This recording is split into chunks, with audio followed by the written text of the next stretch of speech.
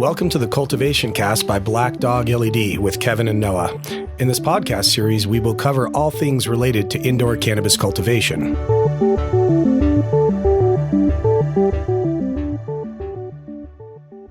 Hey, today we're going to speak about something that sounds a little odd, but we're going to say loving your plants to death. You know, everybody loves their cannabis plants. Everybody loves to grow. Hopefully you do love to grow as much as we do. That's why we do this, right? Having the flower is fun, but there's something special about growing the flower yourself and handling the plants.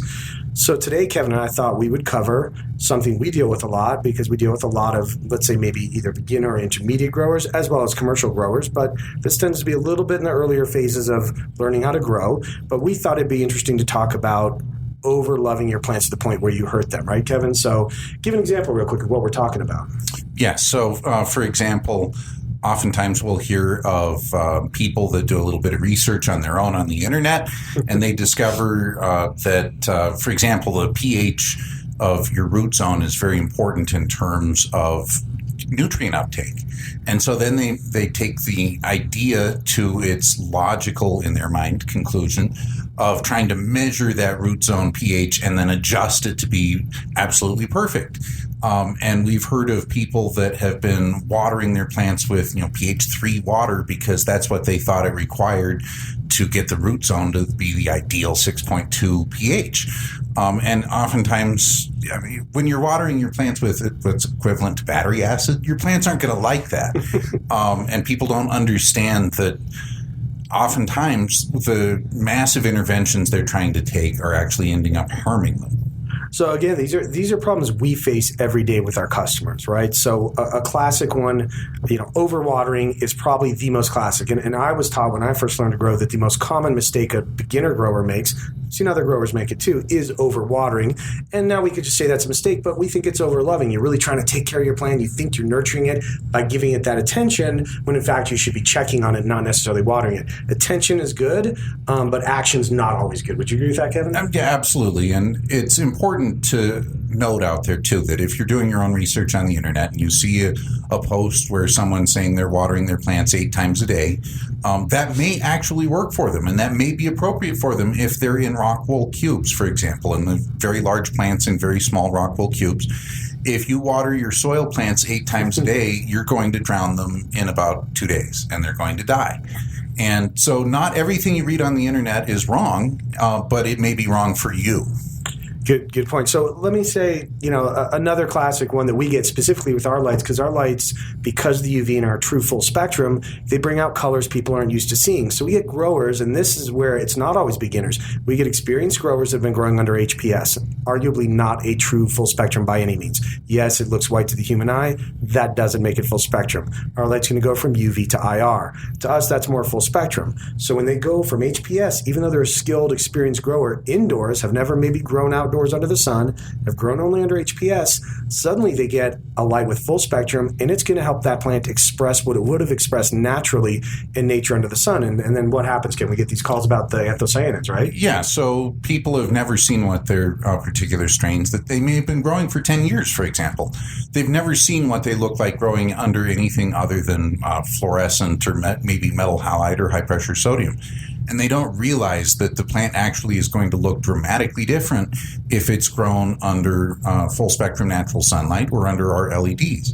And oftentimes, for example, people will say, well, I've got nutrient deficiencies because I'm seeing purple streaks in the stems or the leaves. And it's true that if a cannabis plant is severely deficient in magnesium, it can get purple streaks in the stems or the leaves. However, a lot of strains actually naturally have purple pigmentation, and it shows up as streaks on the plant stems or purplish leaves, especially towards the end of flower. But that is only produced if the plant is exposed to ultraviolet light, which it gets none of under high-pressure sodium. So it may be a strain you've been growing for 10 years under high-pressure sodium. You've never seen it turn purple before. First time you try and grow it under our lights, your first thought is, well, it's got purple streaks. It must be a magnesium deficiency, even though you haven't changed your nutrients or soil or anything like that. And so we see people applying things, supplemental nutrients, for example, or going to great lengths to try and change things when it's completely unnecessary.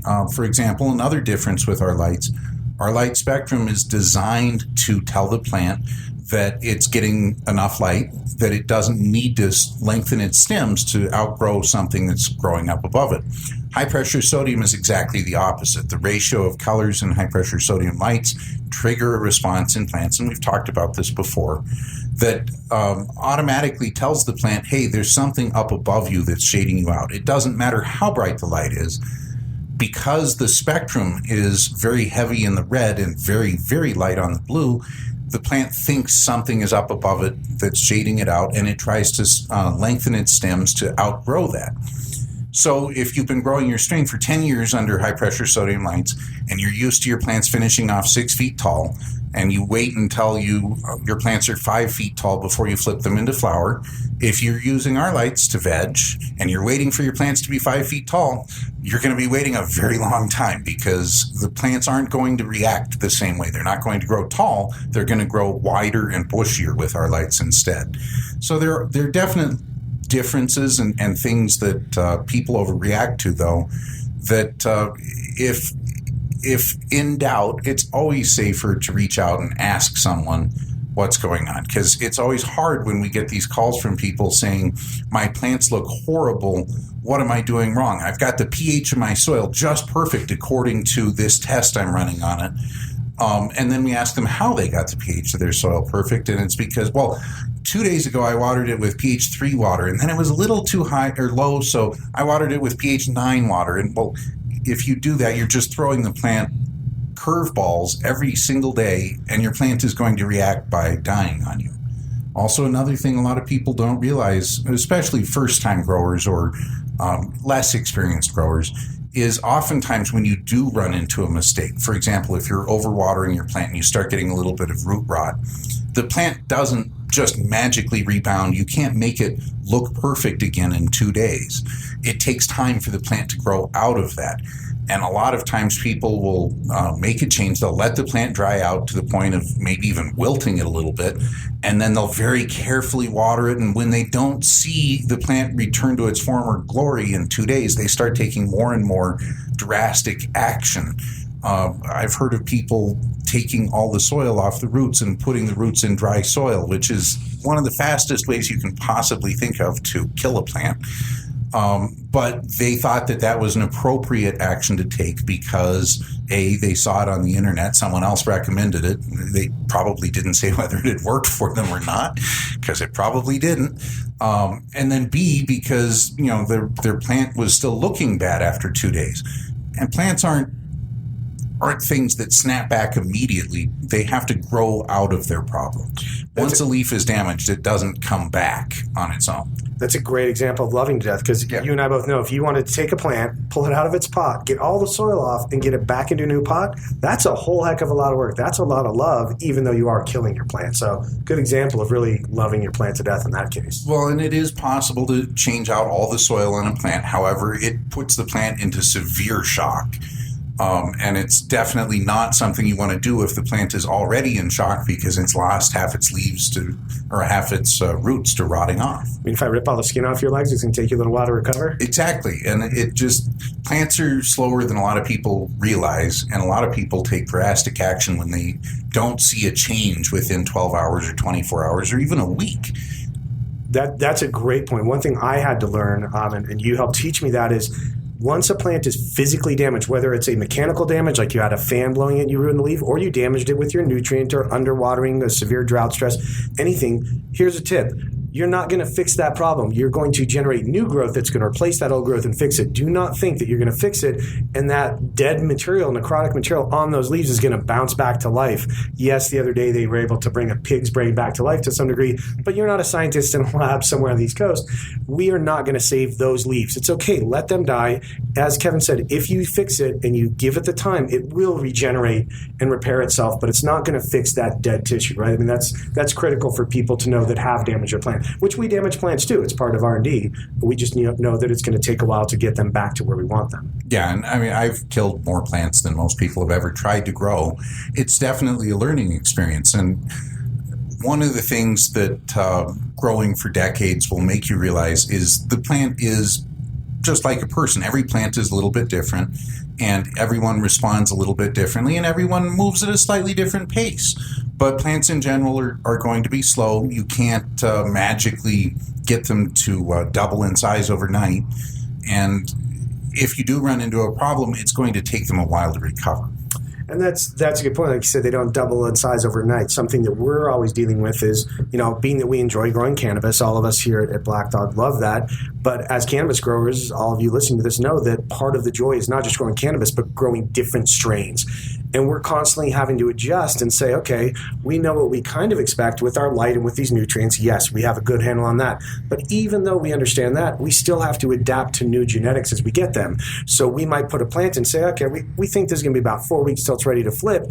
And yes, we might be used to that with another plant, but we just dropped a very vigorous plant in there. Suddenly it's ready in 2 weeks and you need to be able to adjust. So even if you think you understand the lights and the nutrients in your plant, the minute you change anything in that equation, you have to be willing to accept that things could change and you need to rethink some of your process. It is not a static thing. Just keep in mind, you're working with Mother Nature here. You're trying to recreate some piece of Mother Nature, and generally a small space, unless you're commercial, then maybe a big space, and you're working with living things. If you combine all those, you have to be prepared for unexpected results and unexpected outcomes sometimes that you need to adjust for. And every once in a while, you're going to run into a disaster, and it's not always worth trying to recover from those either. I've spent hours on the phone talking with people who, for example, had some sort of disaster happen in their flowering room.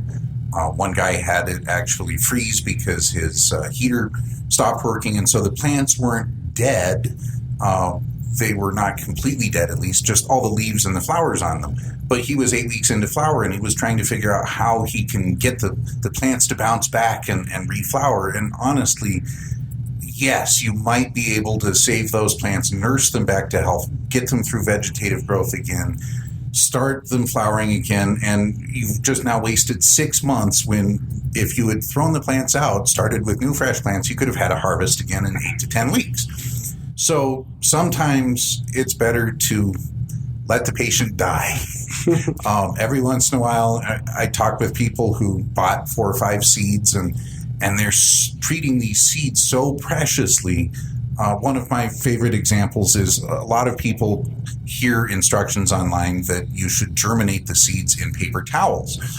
Because you need to baby these seeds and you need to help them make sure that they're getting their root oriented in the right direction and things like that. And truth be told, once the little root comes out of the seed, starts growing into the paper towel, when you try and remove the seed from that paper towel, you've now got a 50-50 chance of just tearing that root right off and killing the whole thing right there. And let's look at the claims behind why you might want to germinate in a paper towel, because you're babying the seed, right? Well, no, the seed is used to being dropped in the ground. It has, over hundreds of millions of years of plant evolution, figured out how to aim its root the proper direction the very first time, and they're very good at that.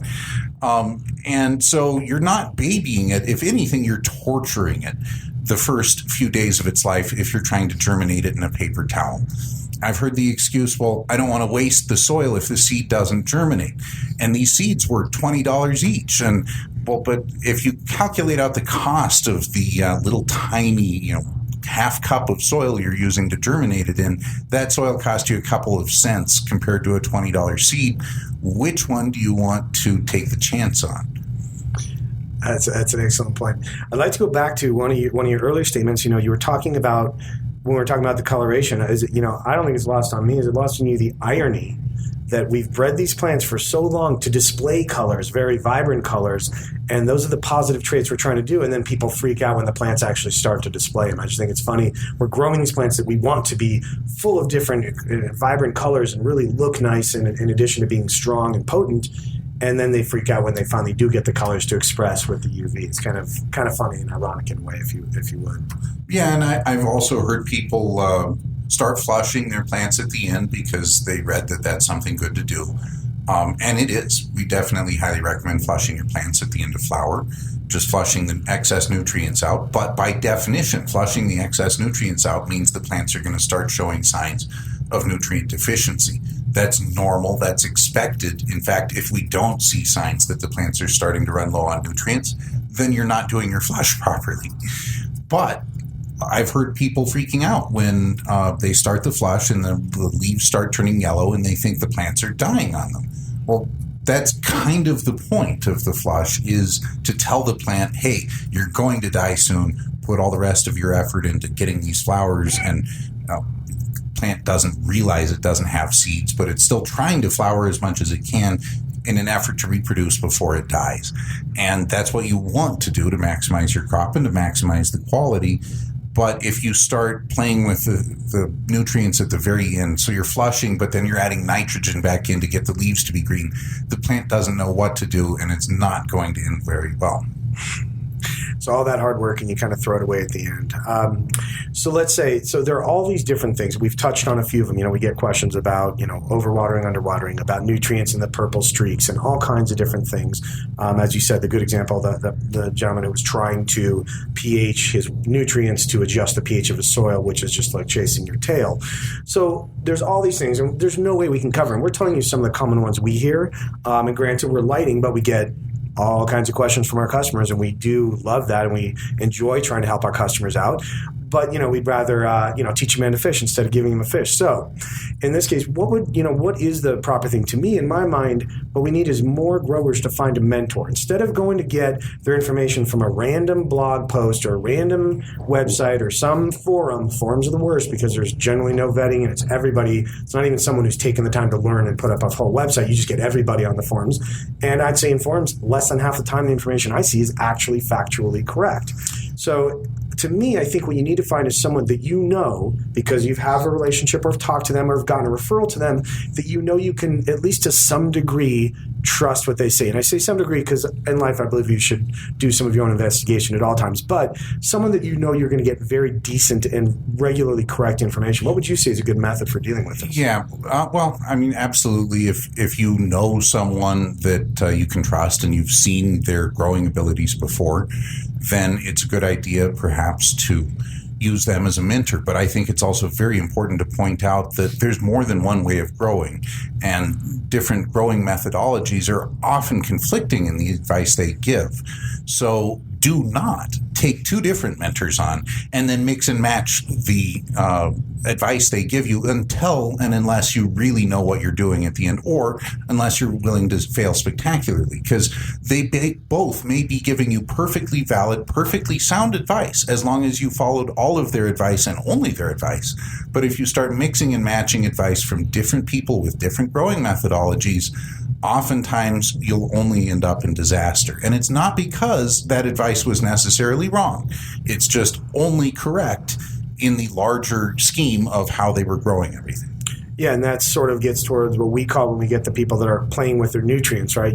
We always tell people, look, especially if you're new, even an intermediate or somewhat advanced grower, get a nutrient line that's designed for cannabis, right? You want to use something that understands and is being designed with cannabis in mind as a crop, and then follow the feeding schedule. Do not mess with it. We call it MSS, mad scientist syndrome, and we see it all the time. What Kevin was just talking about is, yes, if you're going to combine nutrient feeding charts, or in his example, which is great, combining different advice, even if it's from great people, you're kind of getting that mad scientist syndrome where you're combining things and seeing if they explode or turn into something nice. Well, and just because one particular methodology or technique works very, very well for one person does not mean it's going to work in a different style of growing. And if you do get a mentor, and I do think it's very good advice if you can possibly find someone who can mentor you on your first grow or grows, follow their advice, learn as much as you can from them before you start experimenting with other stuff.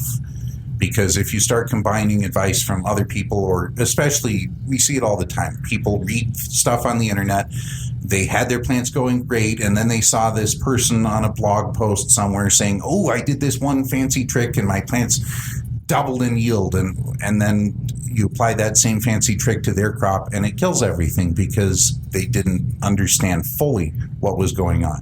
The more experience you have, and honestly, the more plants you kill throughout the years as learning experiences, the more you'll be able to put together in your head what might work and what might not work. But until you have a lot of experience, some of these things are counterintuitive. Yeah, definitely. And so also, as Kevin was just saying, killing plants don't look at that as a failure. Look at it as a learning experience, because crop failures or problems like that are natural. It's a part of the learning process.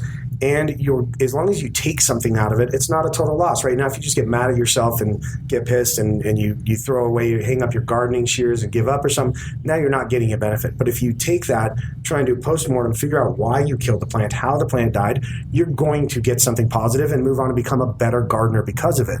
Now, keep in mind, part of this is, when we look at this and when we say this, it's not a bad thing. I will say to anyone, there are two types of gardeners: those that have gotten bugs and those that will.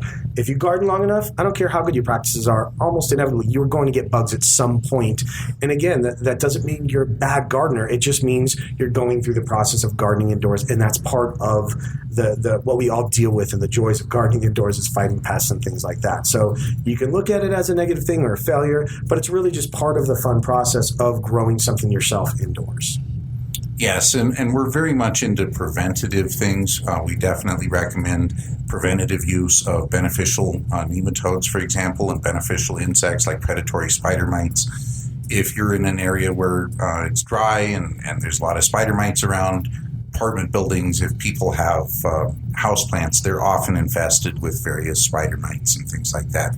And using predatory spider mites as a preventative thing can be a very good idea. On the other hand, there are some methodologies out there which are touted as being preventative that a lot of people will start using to put off a problem that they don't have yet, that they've never seen yet, but they think they might have it. And so they're going to start, for example, burning sulfur. I've heard of people that burn sulfur in their growing areas, which works as a mechanism to kill insects, and it works to kill powdery mildew spores. And the way it works, when you burn sulfur, it creates sulfur dioxide, which combines with water in the atmosphere, with humidity in the atmosphere, to create sulfuric acid. And not surprisingly, sulfuric acid is very good at killing things. If you don't put too much of it on your plants, it won't kill your plants, but it'll kill everything else on the leaves and only damage the leaves a little bit. Of course, if you start overusing it, it's going to damage the leaves a lot. And prophylactically burning sulfur in your grow room every week is not exactly a good idea. If you have a problem, it may be one way to solve it, although we generally don't recommend it in general. But I would not recommend ever to anyone automatically and prophylactically burning sulfur in your room every week, because not only are you slowly killing your plants, you may not kill them all the way, you may not even kill them enough that you really notice what's going on, but it's definitely going to harm your yields, it's going to hurt your plants, it's going to hurt you if every time you go in there you're getting a little bit more sulfuric acid, and the sulfuric acid eats away everything in your grow room. Basically, if it's not plastic or glass, burning sulfur is going to slowly eat it away. It'll eat away your walls. It'll eat away all of the wiring in your room. It'll eat everything metal. It'll etch concrete. And every time you burn sulfur in a growing area, you're just damaging it extensively. And if you're doing it prophylactically, it's not worth it, in my opinion. Yeah, that's a good point. So, the old adage, right? An ounce of prevention worth a pound of cure, right? So we do want that. And in some cases, it's very good. And beneficial nematodes are not going to cause any problems, except they can be a little bit expensive. Not really that expensive, but they're not going to cause long-term problems where some of the other preventative measures can. So again, it's a question of educating yourself, not only on the problem, but the solution you're going to deploy to fix that problem. So I'd like to head one thing off, though. So we've talked about mentors. Before we get all the questions, no, you can't have Kevin. Kevin's our mentor in the office. Everyone gets asked Kevin all the questions that we want, and so he cannot be your mentor. Find your own, but we do recommend you find one for sure. All right, so as you've heard today, we were talking about things like mad scientist syndrome and over-loving your plants, but let's say we should really title this thing Finding the Right Help, or Finding Yourself a Mentor, right? So the takeaway from today is to get yourself a mentor, get yourself someone whose opinion you trust, is somewhat vetted, and that you know them or a good friend told you about them, and you can trust what they're saying. And as Kevin pointed out, don't find 4 mentors and mix and match their information and end up messing your garden up. Find one that you can trust, one trusted source of information, and stick with it. So good luck finding that person, and we hope we can continue to help you with your growth. So thanks for listening today. We hope you enjoyed this installment of Cultivation Cast. As always, if you have any questions about this segment content or suggestions for future topics, please send an email to podcast@blackdogled.com. Thanks again for joining us, and happy gardening, everyone.